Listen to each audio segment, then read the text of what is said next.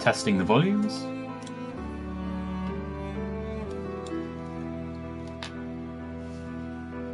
Testing the volumes.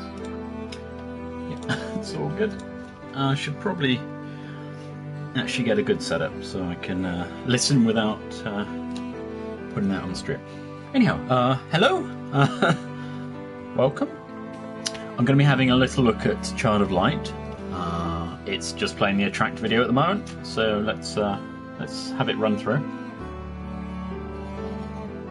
This is the main character you play as. I have completely forgotten her name. Sorry.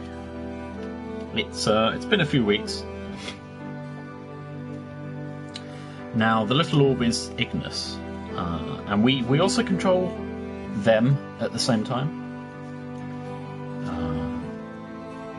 It is actually spoiling some of the reveals in the game, but that's okay. I don't think it's that much of a surprise.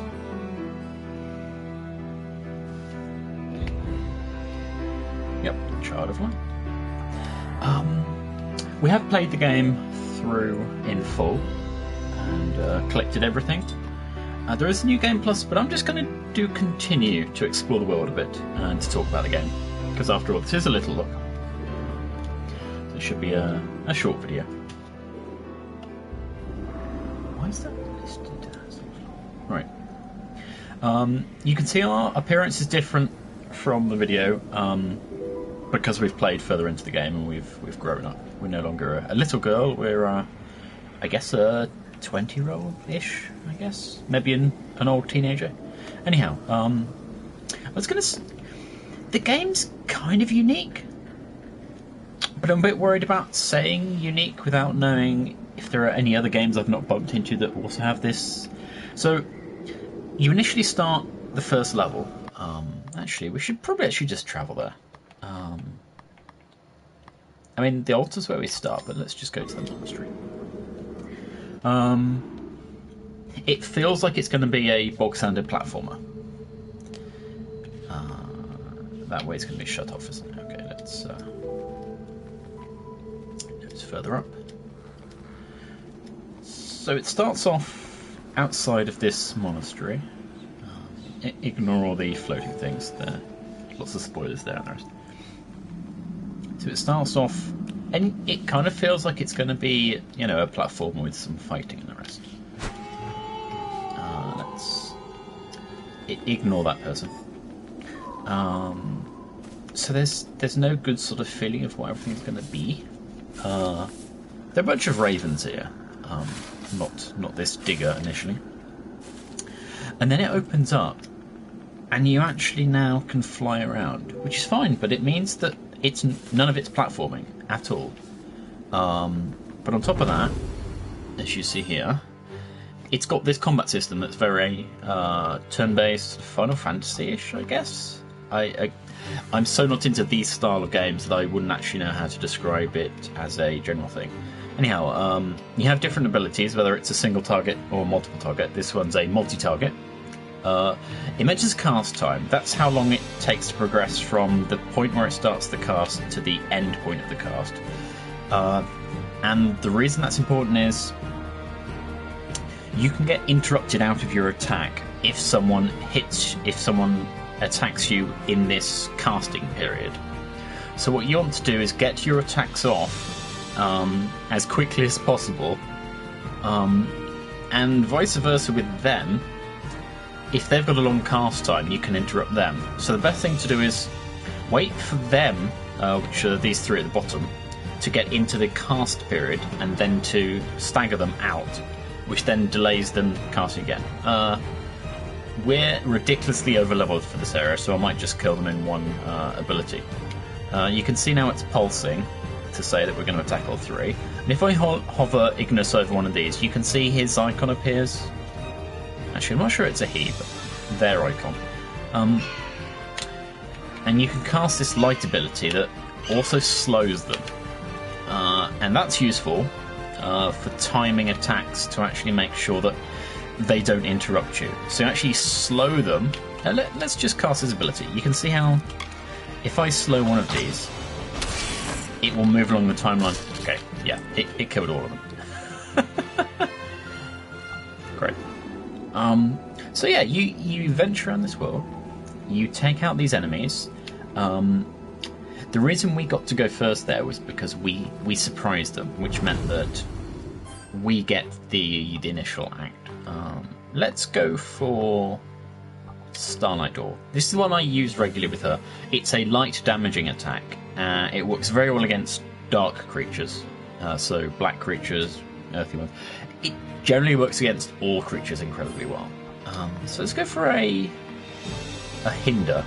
Now what this does is it does lots of damage, but it also means that they move along the timeline far slower than they otherwise would, which is actually the most useful spell in boss fights, which is why I have forgotten his name. This mouse as a party member. Ognus came fairly late in. Justice, one of the clowns. You've got Finn. That's, if you saw the shovel dude a second ago, that looks very similar. Rubella is a sibling of Justice. Aurora, there you go. That's our lead character.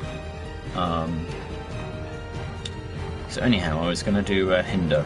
You get poisoned and other bits and bobs, but that's beside the point. And they're probably going to die from this light attack. Yeah, there you go.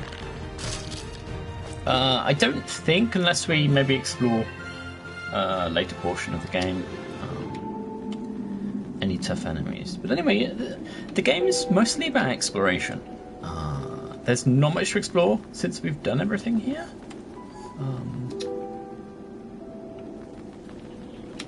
You've got these floating chests around that you use Ignis to open. They're a bit random. The world is incredibly interesting, I have to say that. So let's travel a bit further. So you start at the altar, travel to the monastery, then you go to the village. Let's go there. And you've got all these interesting characters. So everyone in the game talks in rhyming, is it couplets? Pairs of sentences, which is actually, you'd think, really hard to write, and I imagine it is. So I was incredibly impressed by just the sheer energy they put into this game to produce it. It's only party members that speak that way. All these characters, because they're just boring NPCs, and unless it's actually a conversation tree, they won't go into the rhyming at all. But the village has got all these little people in, just, you know, giving items. You get the odd random quest. If we have a look at the menu, how do I look at? I guess it's inventory, isn't it? Yeah. So all these are quests we've done, and you pick them up around the world as you bump into things. They're not part of the main story at all. They're just, you know, tertiary objectives, I guess you'd say. Oh, I forgot I got these. Exploring the world, you get little floating secrets. These you can use to permanently upgrade a character stat, as you see with the +3 arrow. But everyone's pretty high level, so it doesn't really matter. That was it, Robert. I do have an awful lot of potions because, apart from 2 boss fights, I never use potions. Which is potentially silly, but yeah. On top of that, as you explore, you get oculi, which are these. They are leveled. You can craft them. So let's say we craft 3 of these small ones together, we'd get a tumbled, right? So if we do 3 rough, we'll get a tumbled. Yep, makes sense. If we craft 3 tumbled, we get a faceted. So let's just do 3. It's nice that you can spam X to... Let's do that. Right, so now we've got 3 faceted, no tumbled, and 1 rough. So that's how you get the brilliant, and then on top of that you can craft them together to make the princess stone. It basically says that you can mix gems up to make the different colours. It's kind of hard to get oculi. I mean, it's a lot of grinding, so I'm not going to combine any of the high level ones. Also because I forget how to get them. but they are really useful because they have minor stat upgrades and downgrades depending on if you use them for offense, defense, and the timing ability. So you can see that for the characters I mostly used, I have Oculi equipped. For the ones I basically removed all of them so that I could then craft them into better ones. I'm a bit of a bastard. The Princess Stone I don't have equipped because I wanted to gift it to someone. Actually, forget. Do you do it? You don't do it in crafting, I think. Here it is. Yeah, you go here and do gift, but I have no friends online apparently, which is nonsense. But you know, we'll go with it. You have an upgrade tree, which this is as far as I got with getting to endgame. So I would probably need to be level like nearly 80 to get everything. So you don't need all of them. I think it was with one of the clowns that I got to the max tier of one of the trees. It's one of the things where I got so far into the game that I hadn't really considered how I wanted or which spells I wanted to go to. So I just basically did all 3 branches in parallel, which was really suboptimal. Because I probably would have actually liked these at max. The problem, of course, being the higher level they are, the longer time it takes to cast, the more magical power it requires. So it's a case of, you know, it probably actually helped me that some of these spells weren't long cast times. Anyhow. And you basically all the characters. I love the drawing. Look how gorgeous that drawing of Aurora is. So well done. So we've shown those in the inventory. Confessions, there are floating letters just being tossed around in little gusts of wind. And they're just little world building things, but they're quite nice. Right, so we've shown the village. Wind wheel. Let's go.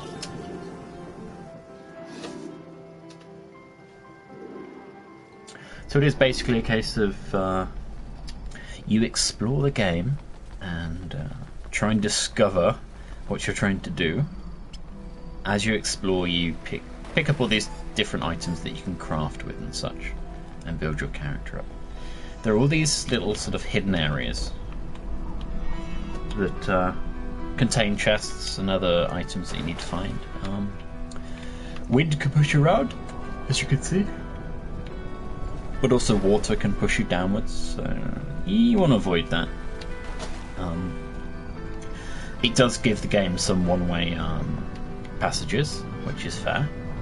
You can take collision damage from these sort of items, which I did mean to show you, but not at that very second. Alright, so this is a very, very strange land.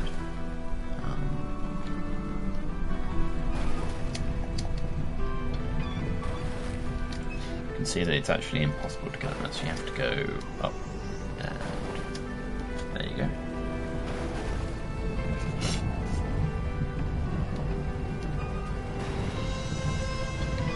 It's actually a way through here, so we go down.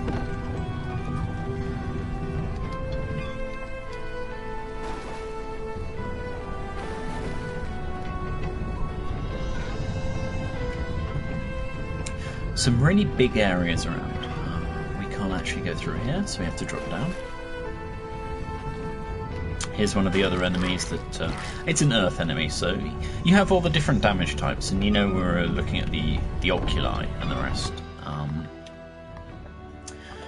An emerald will give lightning damage. Tourmaline does paralysis, and then you've got water damage and fire damage.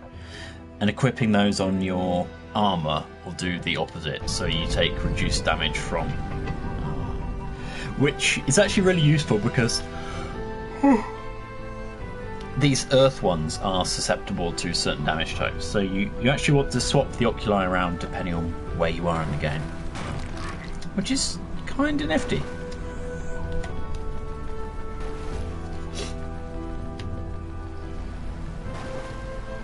I know we're having a bit of a meandering wander, but I wanted to capture some of the game in just a quick sequence to say, hey, you know, this is Child of Light.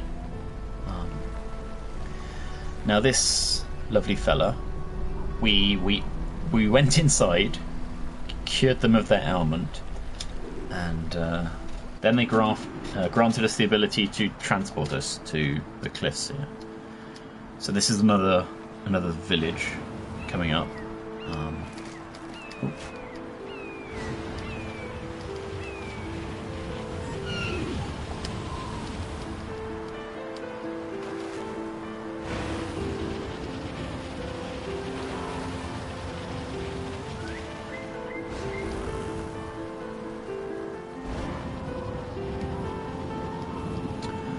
Let's get a little higher. So these flame peeps are gonna frustrate me no end. Right.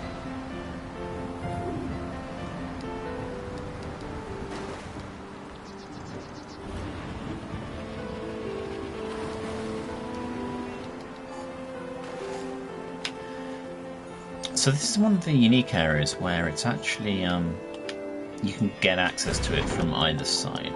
There we go. Ooh, I really don't want to bump it in just.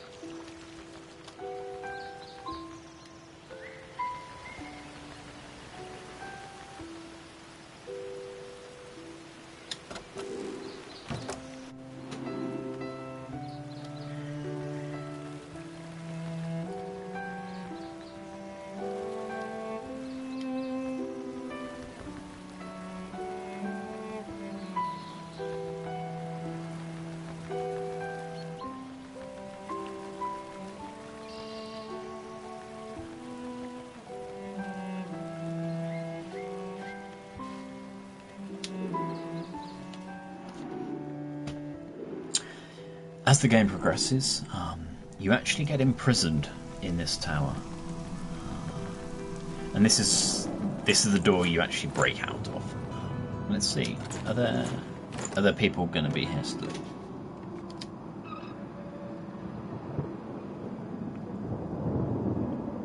I thought it. Okay, no, that's not the door I was thinking of. Anyhow.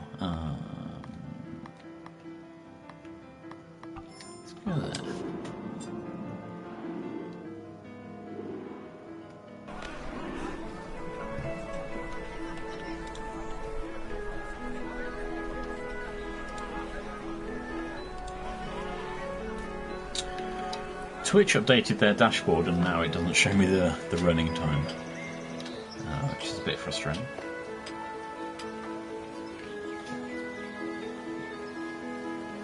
Still says we're offline. Great. But I do see the stream health, so I don't really understand what that's about. Can we go back in here, I wonder?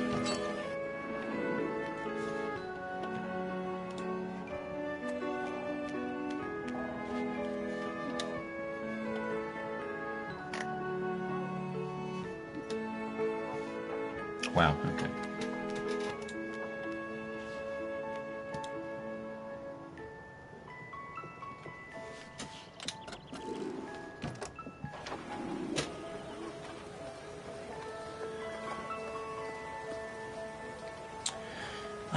I've not shown much of the game, but I don't really want to get into spoilers, and the problem is most of the enemies I'm going to bump into early game are so weak I can destroy them in a hit, and the ones I bump into here will reveal some of the things that the game wants to keep for a bit later.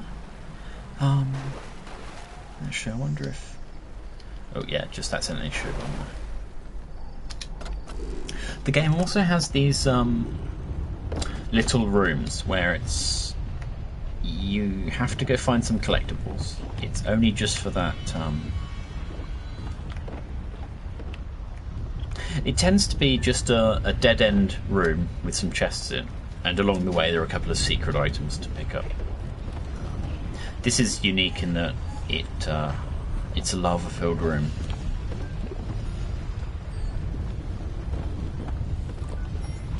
The bushes I keep bumping into that drop orbs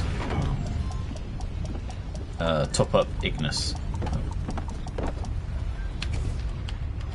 What I'll do is I'll activate this one in here. Now you'll see that one is a different colour, it's sun coloured, so that the point is if you collect them in order, it then gives you additional HP and MP points for recharging Ignis. The point is, I was showing you in the fight sequence that Ignis can be used to slow a creature down, but he's also handy in that he can restore health and mana by just floating over them and using the light ability. So that's why those bushes appear in battles. They actually come back to life every few minutes, so it's exploitable in that if you just wait while you're trying to decide what action you're going to take, all the bushes will come back to life. So if you want to have a fight for 45 minutes, yes, you get free healing throughout. I cannot say I actually used that much. Okay, there's this spider. They spit, so let's not do that.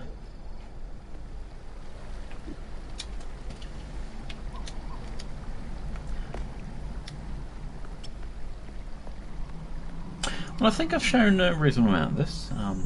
I think I've captured the essence of the game. I think that'll be it for now. I'll put this on YouTube as soon as possible. And thank you for watching. Have a good day.